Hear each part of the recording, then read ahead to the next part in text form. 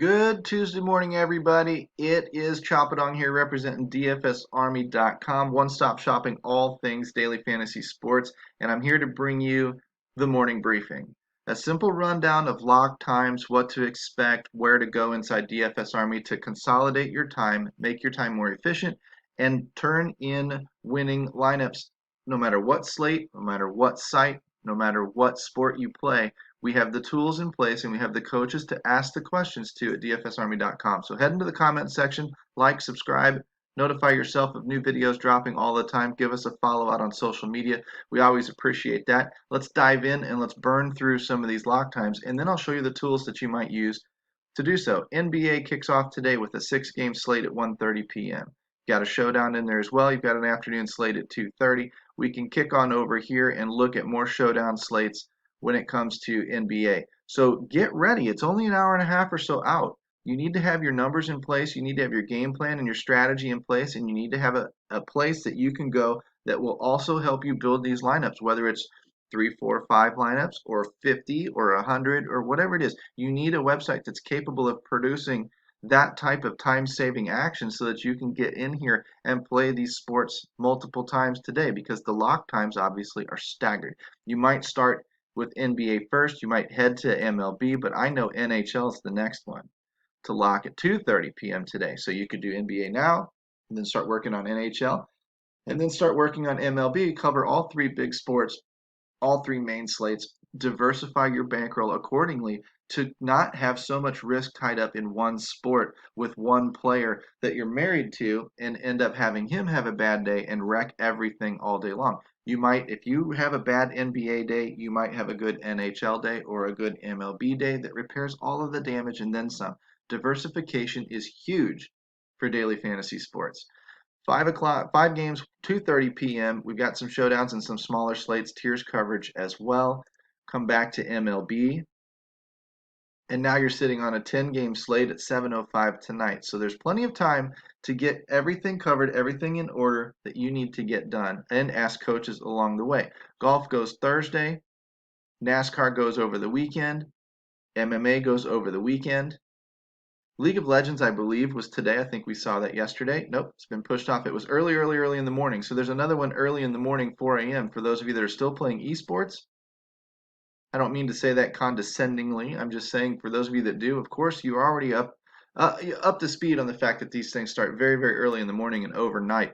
So hopefully you're paying attention to those. We have cheat sheets and resources for those sports as well. It's just what we do at DFS Army. Like I said, we're one-stop shopping covering all of the different sports and most of the slates, tiers format, cash format, GPP format. Doesn't matter what you play. We can help you accomplish your goals at dfsarmy.com.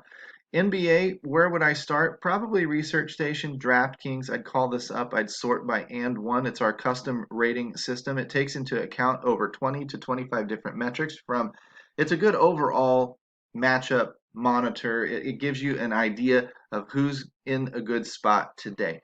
You know, from historical numbers to short-term 3-game, 6-game sample size type numbers to pace of play, Vegas favorites, and Vegas over-unders, as well as shooting percentage and everything. It's all wrapped into that one metric.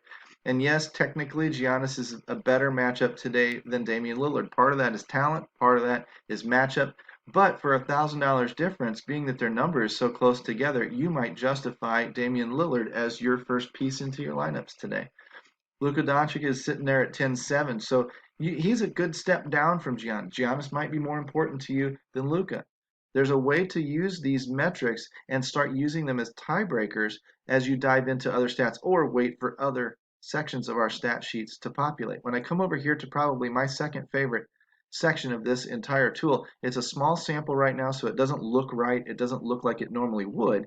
You're looking at consistency numbers. How often does a guy hit the cash mark of 6x? How often does he hit the GPP mark of 7x? And how often is he hitting 3, 4, 5, 6? What's his floor look like? What's his ceiling look like? Et cetera, et cetera. When this gets a bigger sample underneath it, it starts to make a lot of sense. And you can start using that number as well to put the appropriate guys on your roster in the appropriate formats. If a guy doesn't have a ceiling, don't play him outside of cash games. It's pretty simple. But in NBA being such a precision sport these days, you need a guy who has both floor and ceiling, And that's what the and one metric and the floor and ceiling section will do for you. You can sort by time, you can sort by position, you can sort by team, you can look at all of these guys. You can even run filters if I wanted to on the and one section, throw in a number filter and say I only want to look at guys who are greater than or equal to, say, a 12. Let's actually make that a little bit bigger number. Let's make that a 17 because I want to show you how it kicks all of these guys out of here. Poof, they're all gone. Now I've narrowed down my player pool by a certain set of metrics, and I can only pick from the best of the best. That's how quickly you can get some research done here. If I go to MLB, what would I do next? I'd start looking at our cheat sheets.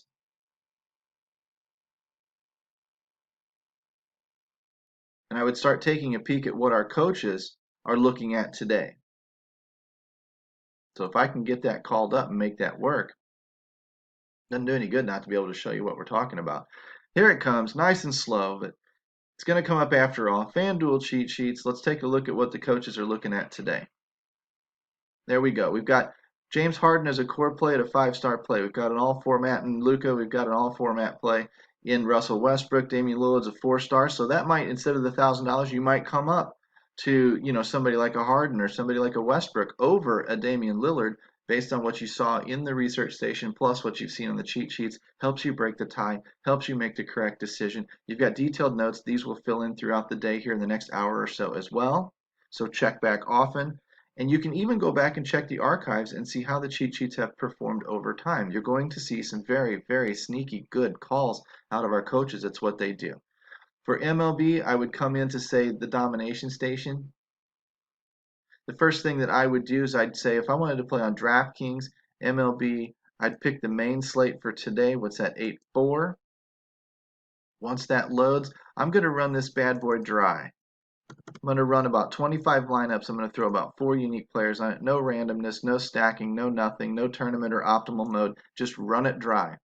Please select at least 10 players. Well, there's nobody in there yet. So doesn't look like we can do that on this particular video. But when we get to this point, here, let's go back to yesterday's and show you what I'm talking about. I've got a bunch of guys loaded in from yesterday probably have my smiley faces and stuff all over it. Good, it looks like it took those out. Good thing. So I would do the same thing. I'd run about 25 lineups. On no randomness, I'd run about 4 unique players, something wide open. And I want it to run. And what I want it to do is start telling me maybe where the ownership projections, where the chalk is going to be, or where the optimizers are preferring the lineups be built. Because now I can make a decision in a sport like baseball. Do I want to get on that chalk or get off of it for leverage? So as I come down here and it keeps building these lineups, I'm going to be watching for ownership projections on a Garrett Cole, on a Frankie Montas. Looks like that was the winning combo last night in terms of the chalk. So if you were playing a cash game, I would absolutely start there. Those are probably the 2 cash pitchers. And you don't fade and go for lower ownership in cash games. High ownership is fine. I would contend that if you played only the higher ownership guys, you're very, very hard to beat on a night in and night out basis. Scroll down here, 25 lineups. The first thing I want to see is my team exposure. Minnesota, Chicago, Chicago. These are probably teams that are going to be rather chalky, especially Minnesota in terms of the optimizer. I look at the players. I see Nelson Cruz way up top. If I look at the pitchers, again, Montas and Cole with a little smidge of Paddock in there. Who's the catcher that I should be looking at? Well, Mitch Garver, underpriced last night. Didn't play that well, but he was underpriced, and he was the correct move for a cash game based on value and what he could do to a slate. Abreu, Beatty, Sano, these are guys that you can be picking between, probably leaning towards Abreu. You go position by position, team by team, and you can start forming these lineups. You can start looking at what is it? Is it stacking 1, 2, 3 Minnesota players, 2 Cubs? It didn't do a lot of Yankees. It didn't jump directly into Coors Field. So if a lot of optimizers are doing this, you know you're going to see some Coors exposure, but this is where the alternative lines might be coming from. You would take this into our coaching forums and say, hey, why isn't it giving me Coors? And we can tell you why. Probably because they're priced too high if you want to run Garrett Cole. So you might have to run some Garrett Cole and Chris Paddock. If you did that, lock those in the optimizer, I'll bet you start seeing some Coors Field bats sprinkle into your lineups. Learning how to use these tools is what's going to make you a better player. Learning how to get this coaching is what's going to make you a better player. But for those of you that are already VIPs, you already have access to everything on the inside. You've seen your lock times today. You've seen some brief uses of some of these tools. And the most important part of it is the coaching. You can come inside, ask our coaches their opinions, and guide you, help you start building more fundamentally sound lineups, start winning more contests.